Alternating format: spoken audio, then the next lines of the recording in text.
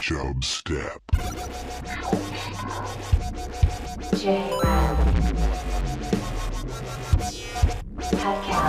Creating the oil of gold. Steed.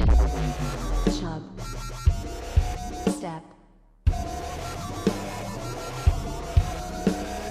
Ladies and gentlemen, I give you the king of the jungle. What's on this? Mrs. Butterworth's. Go get it. That's rum. Read labels. Is it bad? Not really. Mr. Gorbachev, tear down this wall.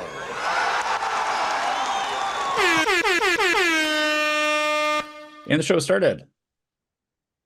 Steed is drinking water. Water to chase down some vodka. Okay. So, in my health quest, Yes. I found that, I like to have maybe a drink or two sometimes, but I can't be drinking like beer with all those calories and all that yeast in there. Yeah, it's true. That's how you get a yeast infection. So I drink my vodka, which kills infections because it's alcohol. Oh.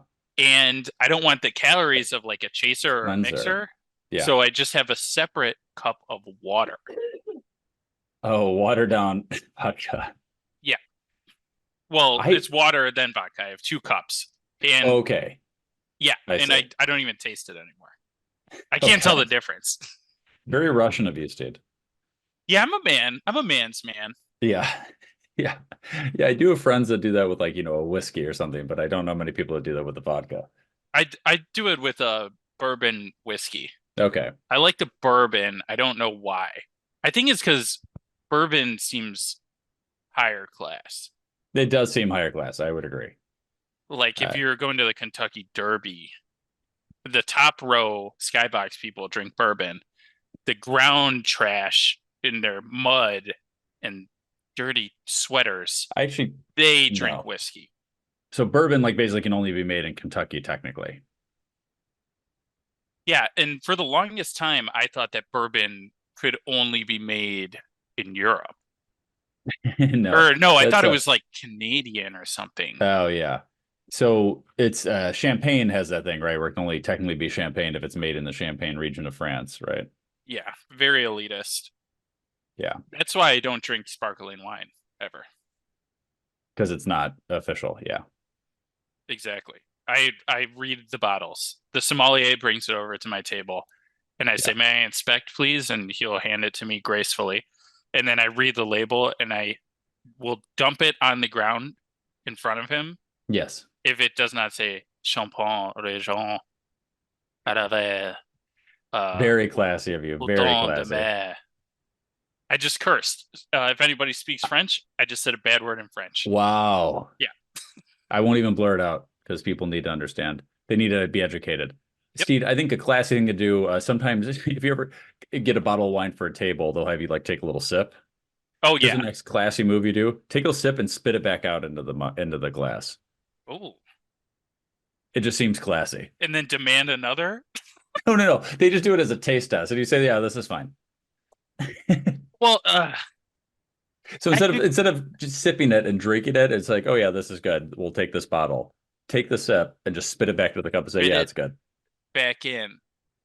So normally he'll just fill up more into the same cup once you approve it. Now you want a new cup. You're not going to drink out of the same cup you just spit into. The taste new cup, please. You don't know where that cup came from. Exactly.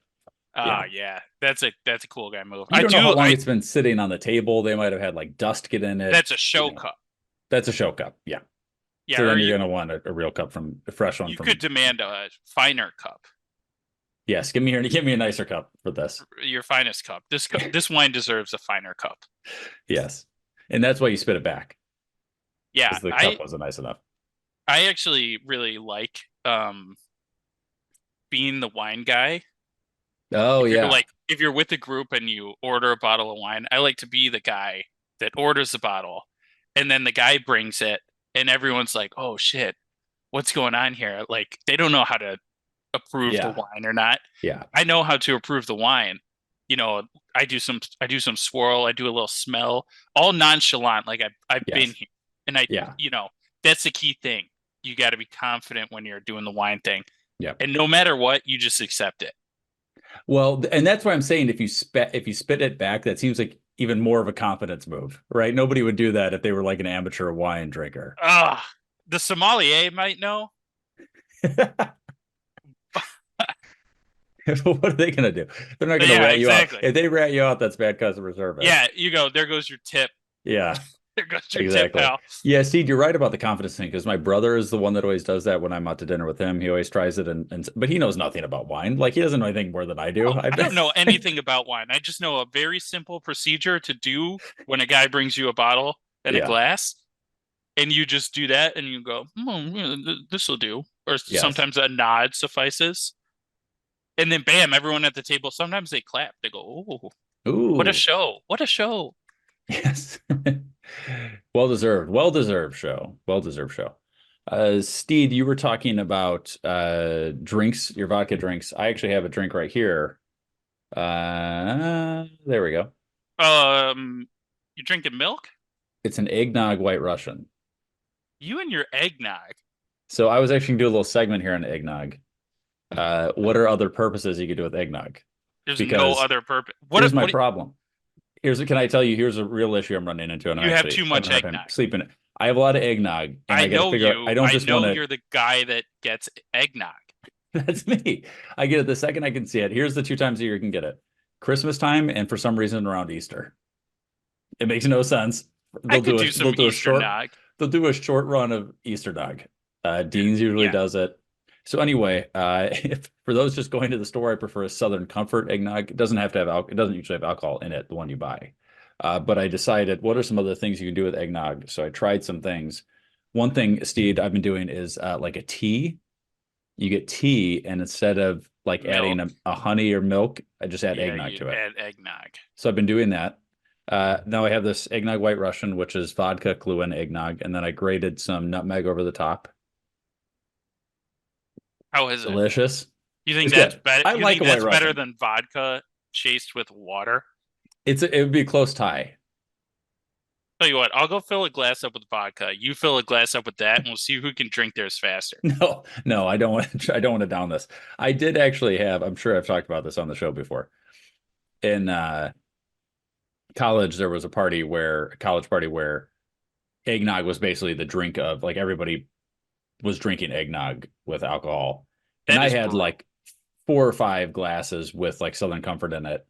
And it was the most sick I'd ever felt in my life. Like, it was like just terrible feeling. Yeah. It's eggnog. So here's some other things you can do. I mentioned the tea.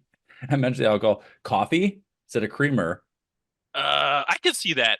If you make so I'm assuming all of these are like an Irish version of it where it's like got alcohol. Are you talking I'm talking about just regular, you buy it from the store. Non-alcohol. Your grandma had an extra bottle for you. She was like, you don't know what to do with this. And you're like, I don't really like drinking it that much. I'm gonna do some alternatives, or maybe you just don't want to drink it straight up. Here's some alternatives, right? Okay, so I'm gonna go through these with a shot of whiskey in each one. Okay. Double shot of whiskey. Yeah. Coffee, that sounds great, actually. Yeah. Coffee, eggnog, sweet potatoes. Instead of mixing it with like a cream, mix it with an eggnog. Ooh. No, I'm out. Okay, you're out on that. Oatmeal. I'm big out. What about oatmeal? I've never been in on oatmeal except for the dinosaur oatmeal. Okay, Steve, we've never talked about this separately, but that's the only oatmeal I ever eat. That's the only oatmeal anyone eats. The eggs hatch. The eggs hatch. Here's the thing, though. Here's the trick with the eggs hatching. Here's what I like to do. I would like to have the water heated up just enough. And I would, in reality, what probably happened is I probably got mad at my mom if she didn't do it this way. Yeah. But I liked the water to just be warm enough where they would start to slightly melt, and then I would eat the eggs while the dinosaur still had a little bit of the egg on them. Yeah, but I wouldn't like them fully just unhatched. I wouldn't want the full raw egg, almost like a soft boiled dinosaur egg, if you will. I would like to let them melt. Yeah, and then I would see the dinosaur in the puddle of color. Yes, and then I would eat it. But Okay, I want so you the wouldn't puddle stir of it. color. So you wouldn't stir it. You would I'm not a dinosaur egg stirrer. I like to, discover like I'm excavating the eggs out of the oatmeal. Okay, so I'm on the same page with you. 90% of the time, the only oatmeal I eat is the dinosaur egg oatmeal, which is not very often because I just don't. I feel like me buying it at this stage. I haven't bought it. I haven't eaten oatmeal in a decade. Mine's probably mine's probably 2 or 3 years. It's been a while. I'll refuse it if people offer. Okay, what about French toast? Another breakfast thing. You could mix, instead of mixing the eggs with the cream, mix it with the eggnog. I've done that before. It's good. I'd be open to that. But again, I'm not a big French toast guy because I had a really good French toast one time. Yeah. And I'll never be able to. I don't remember where it's from. It might have been even in a dream, to the point where there's no point of trying to replicate the flavor. Yeah. But like, I don't like French toast. Okay. Well, here's the thing. If you're basing future decisions of your life based on potential dreams and not being able to meet that expectation, you're going to be disappointed for a while. I'm pretty sure that it was real French toast, this one I had. It could have been at like IHOP, like an IHOP special. Okay, that might be able to, you could replicate that probably. Well, I haven't been to IHOP. I've been to like nice breakfast restaurants. I used to live next to one called Nosh, and I ordered there. I think it was Tres Leche French toast. Tres Leche, yeah. And I was so appalled by the French toast that I never went back to a restaurant that was outside my door. Because it was just not good. Yeah. I was so pissed. We made one, me and the guys made one at Bro Grill not too long ago. We did a croissant French toast. A croissant was the bread. That was good.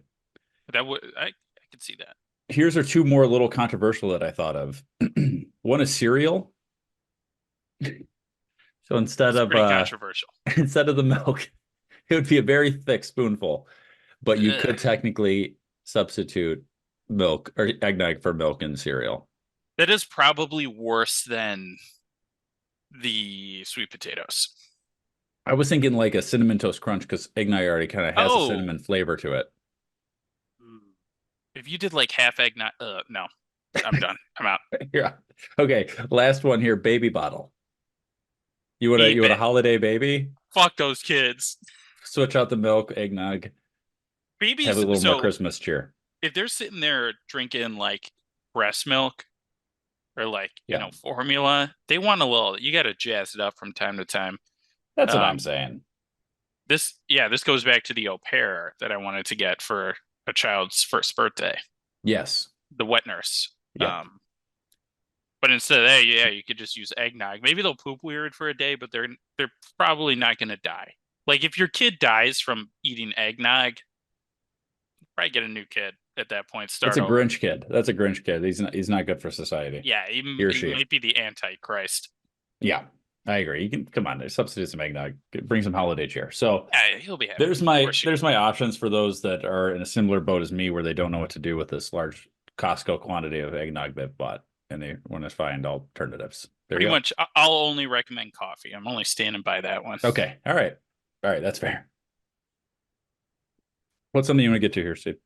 Jay, well, later I get a Steed Science. Oh. Okay. But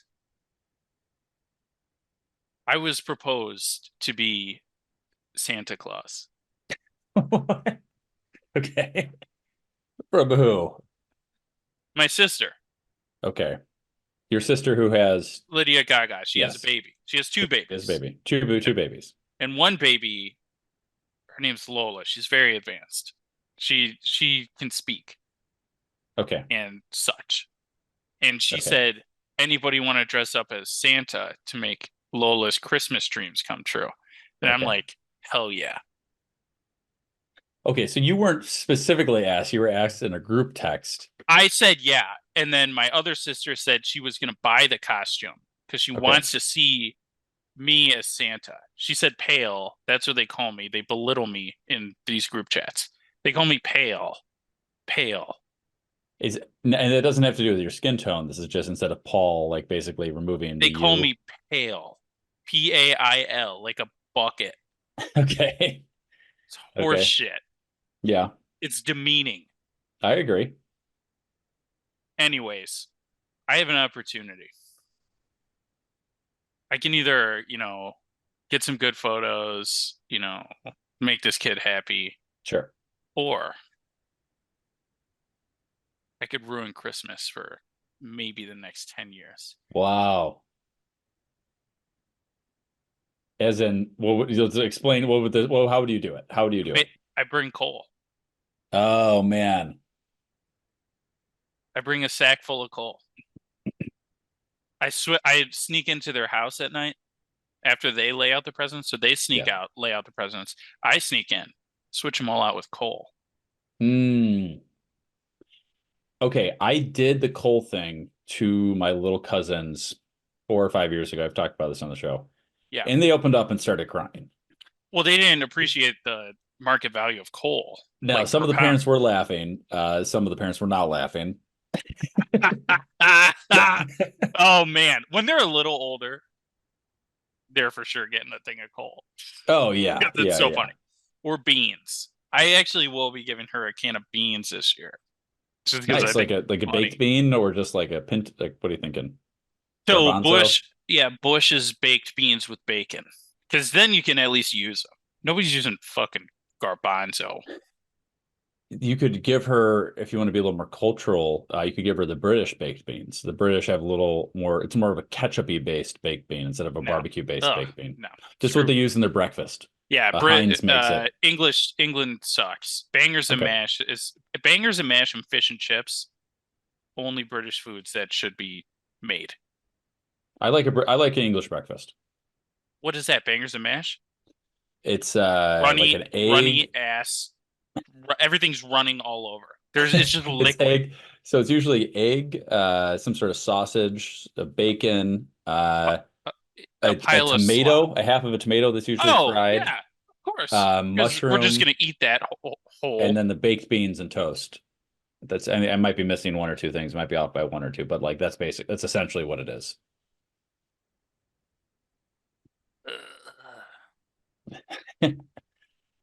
That's disgusting. Meat and potatoes and eggs in a skillet. That's America. All right. There we you invented go. that. Okay. So we'll just traditional Bush's baked beans. Okay. Lola gets it.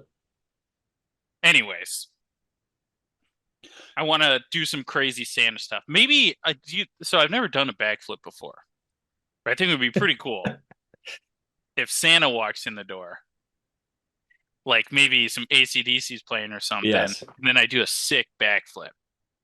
I'm on the same page. I feel like if you're ever going to do a time, like have it while your sister's recording, hey, Santa's coming in. And then you do the backflip. And then she's like, Lola's like, yeah. And I got my sack and my If you beard. land it, it looks awesome. And if you mess up, then you've got a cool video of it. I'm not going to mess it up. Oh, step on a box so I get a little extra height. Have you done one on a trampoline? Okay, let me think. I've never done one on a trampoline, but either have I. I've done a front. Maybe I should do a front flip because I got the motion down. I can't backflip. I forgot. I tried to backflip 2 times, rupture my separate eardrums on each of the attempts. Is this in the water? Yeah, I landed on my ear 2 times. So I've heard that backflipping is easier than front flipping. It's just scarier. No, I can front flip. You can front flip on the ground. I don't think a lot of people can do that. If I had a ledge to do. Okay. Like if I had a ledge. Maybe I'll get on the hood of a car. I'll get on the hood of a car. Okay. Whose car? You got to anybody's car. It doesn't matter. You could dent the car. You can dent the hood. I'm not going to dent the I'll go on the roof. Okay, there we go. Jump off the roof, front flip. Yeah. Because then, like, I've done front flips off. You've seen me do a front flip off the boat. Yeah, I've seen it off a boat. Yeah. Yeah, it was perfect. True. That was perfect. It's better to have a water landing, though, than just no, because I'll have more height. So I'll have more time to be able to complete the rotation. Okay. Land right on my feet. And you're in this, but here's the thing you have to worry about. Doing the front flip, you could lose the Santa hat. So you're going to make sure that's secured down. Oh, yeah, that would be bad. The last thing you'd want is for the hat to come off and then realize that you don't have big, bushy white hair underneath your hat. I don't have much hair at all. So what if she, Lola, then thought that I was Santa? Like it was all a disguise, and I'm like Santa. She would be really nice to me. That you're Santa the way you look now. No, like I'm secretly Santa Claus. Like that's my job. Oh, okay. Like Weekdays 9 to 5, I'm just me. But then Christmas time comes around, I'm Santa.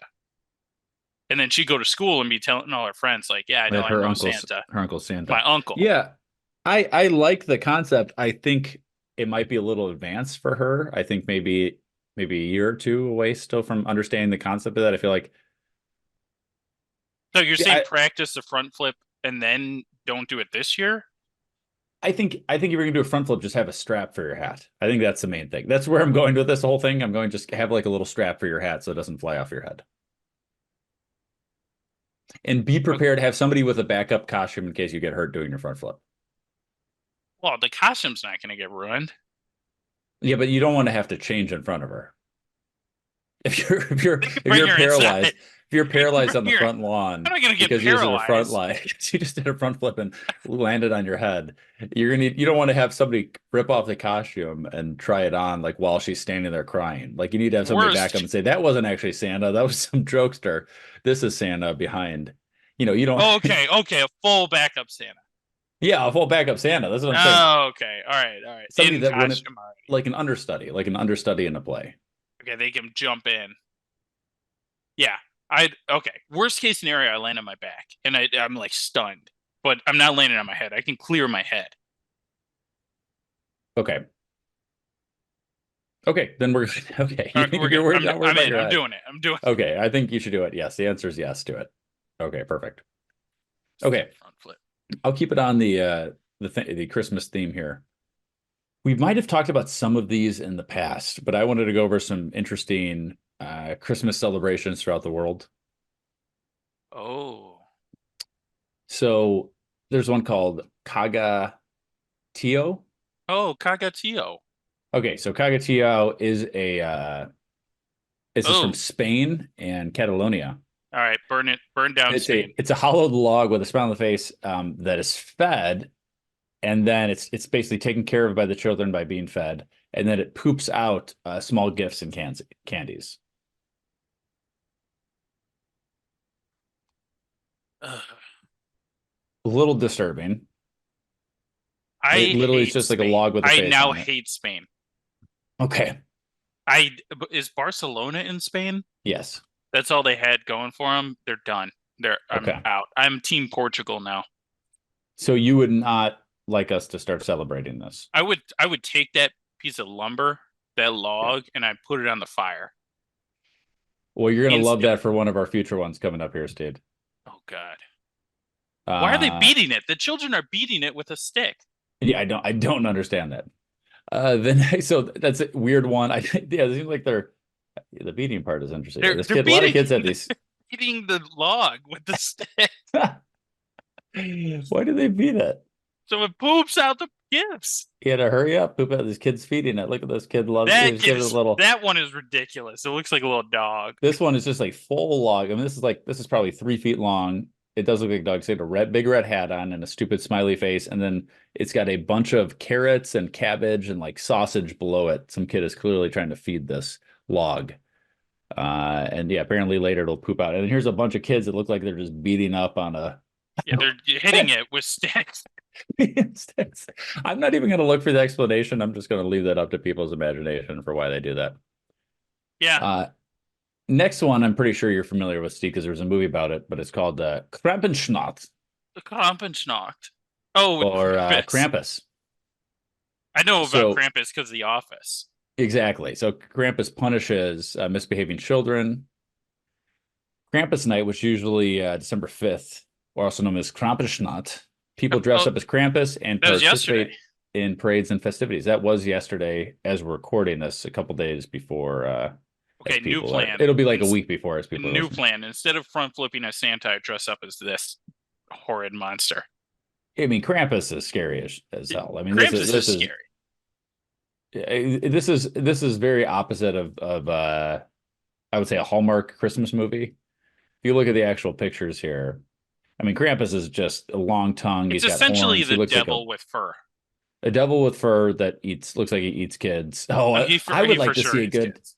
I'd like to see a good Santa Krampus showdown. Yes. Yeah. Oh, I'd love to. You know, it'd be great. That movie was Violent Night was very good. Christmas movie that came out last year, where Santa is an old like Viking that saves this family. Did you see this movie, Steve? I didn't. No. I remember it though. I remember. Okay, so yeah, it was directed by the same guy that directed John Wick, I believe. And yeah, he basically saves this. You know, the whole concept is it's basically like Home Alone meets John Wick. But I would love to see that Santa fight one of the Krampuses. Would be great. We could write that screenplay. Yes, and so Austria is kind of in Austria and kind of like the northern Nordic countries. Okay, the next is the Yule Lads here, Steed. Yule Lads. They kind of look like the Seven Dwarves, but they are mischievous trolls, and they each have a specific characteristic and is said to visit the children in the 13 days leading to Christmas. And they leave gifts or potatoes depending on the people's behavior. So I'll go through the Sign me up. Wait, are potatoes for being good? Well, that's it. Actually, must. It seems like it might be bad. I'll take a sack of potatoes any day. Okay, so here's some of the different guys here. There's Sheep Coatlot, who he has stiff peg legs. Okay, there's one guy that steals milk. That's Gullygawk. Gullygawk. And then there's Stubby, who has abnormally short and steals pans to eat crust on them. I don't know what that means. There's a Spoon Licker. Spoon Licker, who literally just These are interesting things. Steals leftovers from pots. There's Pot Licker. Oh, God. Bowl Licker. A lot of licking, guys. He waits for somebody to put down a bowl and then, yeah, licks it. There's a guy that likes to slam the doors, especially at night. That's Door Slammer. There's Sky Gobbler, who will... What is Sky Gobbler? His affinity for Skyr, SKYR, which I think looks like yogurt to me. There's Sausage Swiper. That seems a little sounds molesty. like sounds a little molesty. Some homoerotic a little bit, but he would hide in the rafters and snatch sausages that were being smoked. So you can't leave your sausages out. That is a pretty common issue. Yeah, I do that all the time. Oh, God. Then there's a Window Peeper. Window Peeper and Sausage Swiper work together. They're a team. Oh, for sure. This guy's just a creeper, a voyeur who would look through your windows in search of things to steal. I mean, he's probably... Like your virginity. Exactly. Then there's Doorway Sniffer. That's a large nose. Man, it started with just guys licking food up after you're done, and now it's just pedophiles. Yeah. Okay, then there's Meat Hook. He uses some... It's pretty self-explanatory. He just uses a hook to steal meat. Candle Stealer. I mean, this one's... Go ahead and steal my candles. I don't have a lot. I mean, except for, you know what? Yankee candles add up. I mean, you get some expensive candles. Expensive. So actually don't. This one could be bad. Then there's Gria, the mother of the Yule Lads. Scares the children by misbehaving. She could come and abduct the kids, basically. And then there's Leopoldil, and he's the husband of Gira, but he's not that evil, but he's lazy. Okay, all right. I'm not too worried about him. So those are the Yule Lads. Man, the Yule Lads are fucking metal. Okay, then there's the next one. I actually know quite a bit about this. I heard a whole podcast on it. This is KFC in Japan. Do you know anything about this, Steed? What? So KFC in Japan is a huge on Christmas. It is a huge meal to get, like Christmas Eve. It's like, so it's kind of like like a stereotypical thing is like Jewish people getting a Chinese food on Christmas, right? Okay. This in Japan, get KFC. They get KFC. Oh, that's so cool. And so like what happened, I'm going to butcher the story a little bit, but this is roughly what it is. There was a guy that loved he went to America, loved fried chicken, brought it back to Japan, I think in the 70s. And he had it, and he's like, nobody would eat it. Oh. And he's like, for whatever, nobody would try it. And so like he had his little like Colonel Sanders, and he dressed him up as Santa around Christmas, and then he donated a bunch of food to like a local nun place and gave it all to kids, and the kids loved it. And then they kind of escalated, and basically it escalated from there, and he found out a way to market it as a Christmas tradition in Japan. Oh, and it kind of blew up, and then people started loving KFC during Christmas time in Japan. So now they dress up Colonel Sanders, who definitely doesn't look like the Colonel Sanders back home, but they dress him up as Santa. He's pretty close. He's pretty close. I mean, he's definitely more Japanese looking than Kentucky looking. Oh my God, that's a good meal. I'm moving. But yeah, so that's the big thing they do in Christmas is KFC in Japan, which I'm all for that.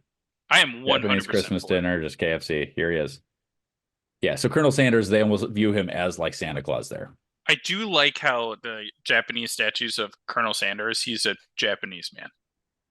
Yeah, that's what I'm saying. He doesn't look like. I mean, that's not the same facial hair he has. It's just so crazy. They like if we took Japanese food, like I don't know, Kikkoman soy sauce. If they had a mascot that was a Japanese guy, and then somebody in America just changed it to like Ben Affleck, gave him a cowboy hat and a people would be so pissed. I know, that's true. That is true. But it's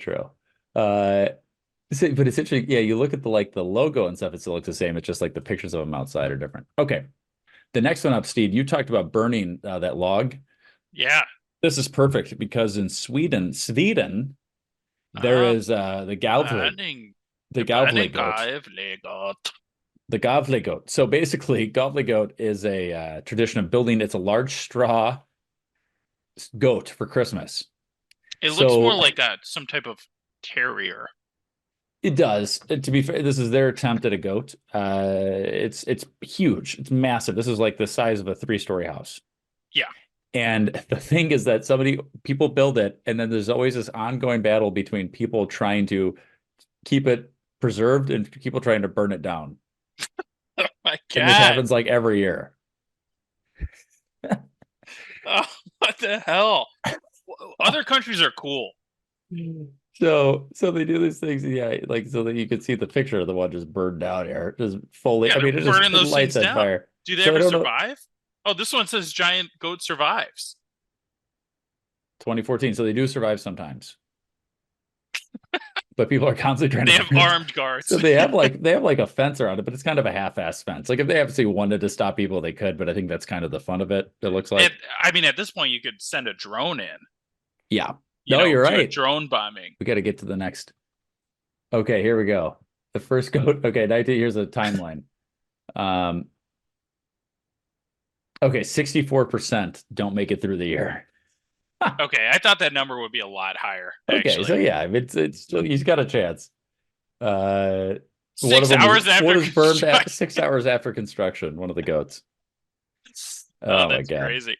Okay. The next thing is, this one's not as interesting, but in Venezuela, in Caracas, they have a tradition of roller skating to church.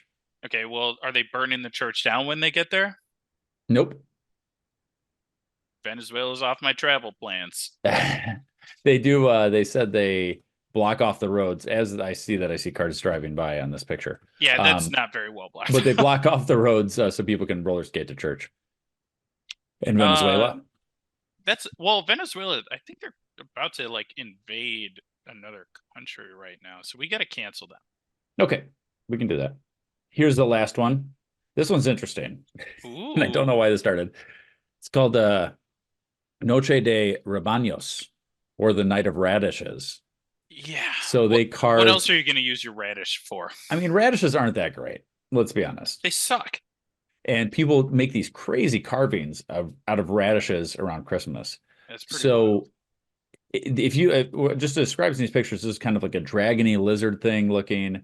This looks like a lady with a dead person over her. Like there's a dead person laying over her. I don't. Maybe like it's Jesus. It like an octopus. This looks like a big turkey or a peacock. This is a big turkey. I mean, these are pretty insane. This is in Mexico. This is in Mexico, and people are just making these out of radishes. They make little people. They make a bunch of different It's like carvings. I mean, these are very intricate. It's very impressive. that they're able to do this. People are spending a lot of. Apparently, radishes are very malleable. Very, you can shape. Yeah, I think you can, depending on your. It's a cool color too. It's kind of the red. Oh, wow! There you go. Gorgeous. This guy's got a car. I mean, some of the things they make in this are insane looking. If you just Google the Night of Radishes, for anybody that's listening that's not watching this on YouTube, it's pretty wild, the stuff. So, Steve, those are a series of Christmas traditions in other places that people do. All right. I'm gonna burn some shit. I'll follow that one. Okay. I don't think I'm gonna do any of the others. Yeah, I think my favorite of those is I don't like the pooping log. Krampus is too scary. I could Krampus. I mean, we got to put the fear of God back in this country. That's true. That's true. Like this pickup truck I was driving behind, it had a window sticker that said "Fear God," and I was like, "I'm gonna just pass you, then you can fear God." You can. I think I do like my favorite. What I think is the goat one. I just want to burn something down. Yeah, we'll do that. Yeah, let's burn shit. All right. Any Christmas tree Chubstep listeners see any publicly owned Christmas tree, burn that shit down. Slächten Kraken. There you go. All right, Steve, let's get to your Steed Science.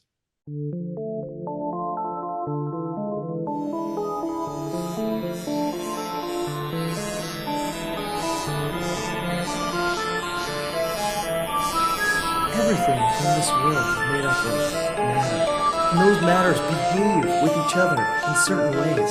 And that, students, is chemistry. Everything in this world is made up of matter. And those different matters behave amongst each other in different ways. And that, children, is Steed Science. All right. Okay. This also starts out with a Christmas theme. Oh man, look at this. Because we're just great at podcasting. Okay, Jared. I have outside my window, or in my window, Christmas lights for the enjoyment of the citizens. Right? Yeah. I got a string of Christmas lights that everybody can see, and they twinkle. So do I. So do mine. You have twinklers? Yes. Well, get ready for this, because I'm going to tell you why the twinklers twinkle. Okay. And then we're going to dive into how light bulbs work. Okay, good. Because this started as a how do they twinkle, and it's a one sentence answer. Okay. And then I was like, well, how do they make lights? All right, let's get into it. All right, there's two ways that Christmas lights twinkle. The fancy way, if you're a rich guy and you can afford LED. Mine are LED. Okay, so you probably have a controller box. Yes. You do have a controller box. This is a sophisticated way. The LEDs need a controller box set up there's 4 different strands typically running through each string of Christmas lights. And the controller box is controlling each of those strands, making them twinkle. Now, the old Christmas lights, which are, you got to put like a silly little bulb in them. Yep. Those are all based off of bimetallic strips that are part of the circuit in the Christmas light. So the blinking ones, or the flashing ones, not the twinklers, the flashers, you put one bimetallic strip bulb at the beginning.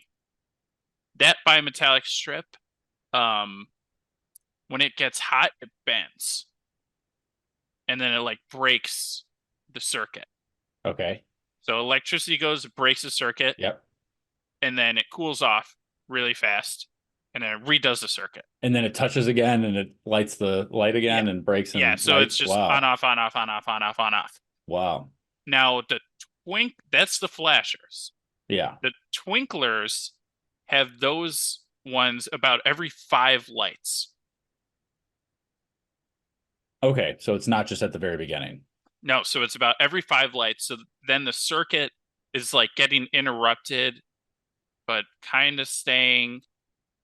It's like not, yeah. Or no, sorry, wait. These ones, it shorts the bulb. It's the opposite. I got mixed up. Okay. This one has a bimetallic strip, but it shorts out the bulb instead of the circuit. So the circuit keeps going, but based on the bulb being shorted out, it affects the amount of electricity going to the next light in the sequence. Okay. So you get the nice twinkle in the ones in between the flashers. If I could show you right now, I'm looking at like one of my lights is flashing. Then I go 1, 2, 3, 4, 5. The next one's flashing. And the other ones in between are like dimming. I see. It basically like slightly interrupts the electricity going to the other ones in between. Yes. So you get some big flashers and then you get some little dimming guy things. Cool.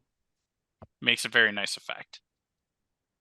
So then I was like, well, how come, LEDs and fucking flashers are different? So I looked up how light bulbs worked.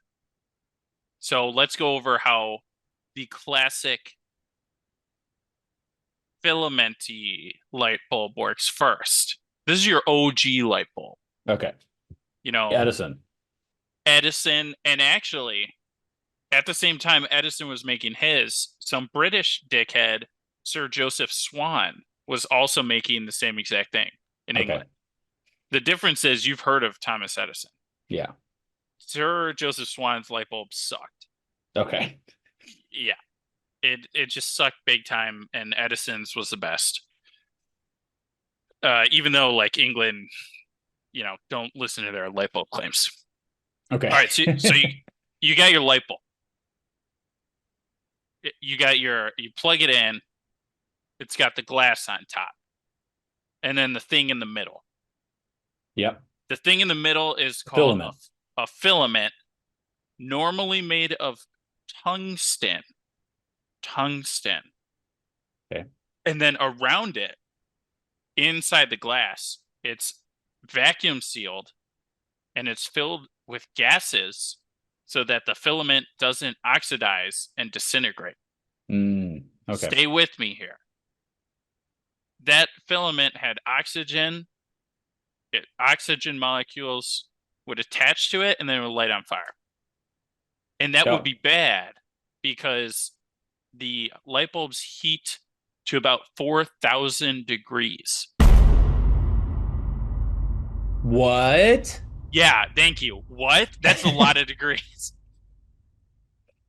What do you mean they heat it to 4,000 degrees? Like the filament gets to that hot? Yeah, the filament lights to 4,000 degrees. Wow.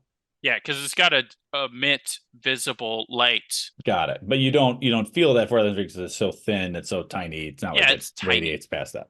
Actually, Jared, the filament is about 6.5 feet long. Okay. Coiled.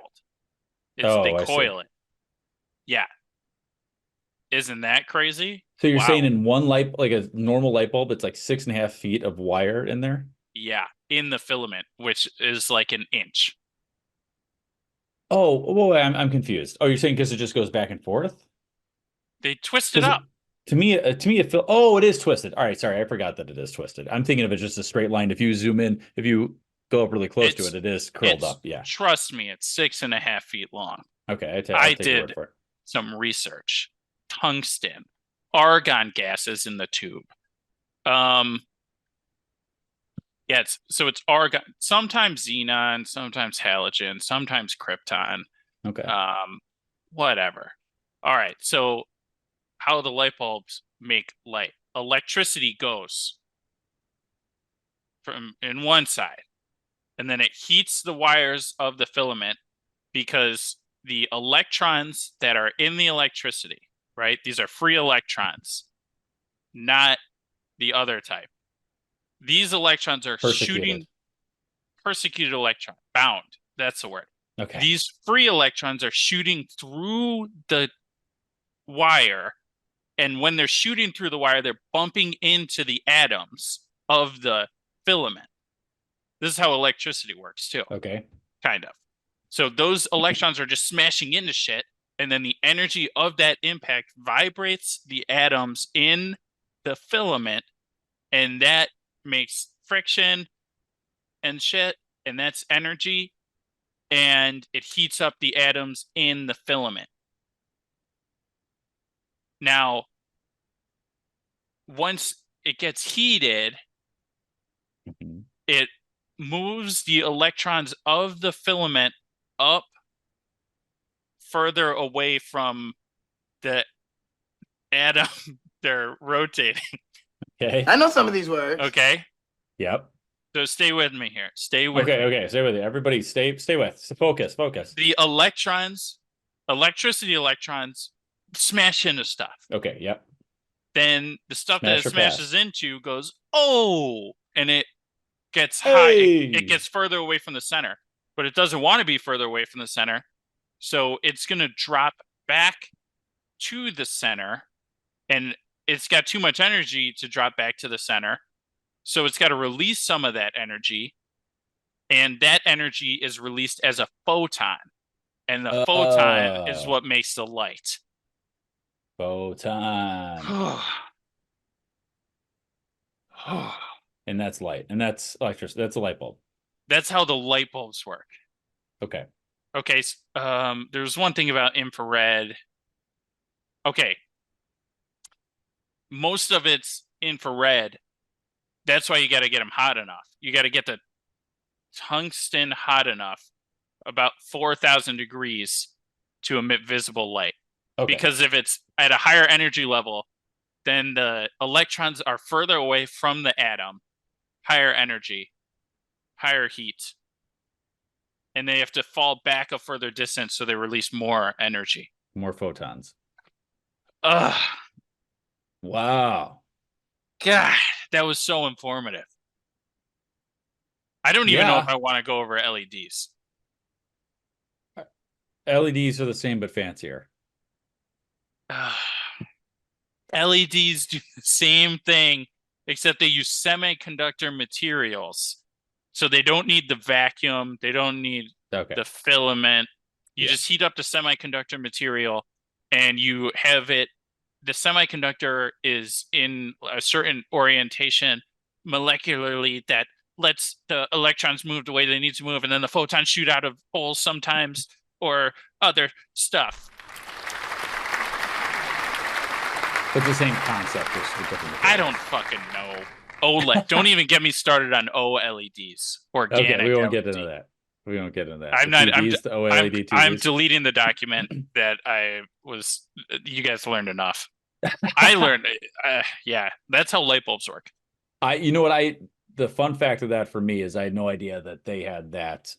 I would not have thought the filament was, because it must just be so thin that it's wrapped so many times. It said it was like a 1/100th of an inch or something. Oh my God. So that makes sense. So 6.5 feet, that tiny little, I mean, the whole thing is probably 3/4 of an inch. Yeah. And then it's just wrapped a million times around there to get 6. That's your one takeaway? That's my biggest takeaway. Electrons. I remember the atom part, and the photons. Okay. But I'm saying if I one takeaway, because like for me, when I'm going to be looking, I see the filament bulb. I mean, I try to switch to LEDs to save the energy, right? So I mean, you got it. If a traditional bulb, when I'm looking at it, I've seen them, filament a bunch of times. I've never looked that close and seen. You might have to get strands. a magnifying glass, even. Yeah. Now, do it while the light bulb's off. That's my tip. Oh, that's a good tip. That is a good tip, because it can blind you, because all the 4,000 degrees. Well, yeah, the electrons and shit. Electrons are bullshit. Okay, that's also a takeaway I got. Electrons are bullshit. Yeah, I think that was a good one. That was a good Steed Science. Yeah, thank you. I think I actually got that point across. People are going to be like, "Oh, the electrons make the photons." Yeah. The energy.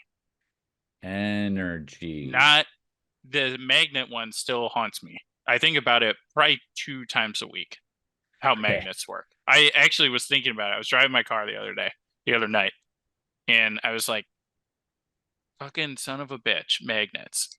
And I was just like pissed off that, like, I couldn't figure out how if you smack two rocks together, you get a magnet. That's your Roman Empire, Steed. They talked about, there's all those videos going around. How often do you think about the Roman Empire? Your Roman Empire is magnets. You think about magnets every day. If the Romans had magnets, they probably would have. They'd still be around today. Rome would still be here today. Yeah, I don't know why Romans. Hey, we're the greatest. Some Visigoths come in and you just crumble. What a joke! Not if they had magnets. What a joke! Yeah, if they had magnets, they could have made rail guns and been launching. That's true, and grabbed, and all the arrows come, you just magnetize to them. Right? Yeah. Oh, not today, friends. Yeah. Unless they were like wooden arrows. All right, we'll wrap it up there. Email the show, chubstep.podcast@gmail.com. On YouTube, Chubstep Podcast on YouTube. Don't forget to check out the Christmas Bros playlist on there. Also, the podcast is on there, obviously. New episodes every Thursday. Share the episodes. If you enjoy the show, share it with a friend that's looking for a new podcast recommendation. There you go. Chubstep Podcast every Thursday. The show has ended. Be gone. Now you know you got to go. Peace. This is Yasin.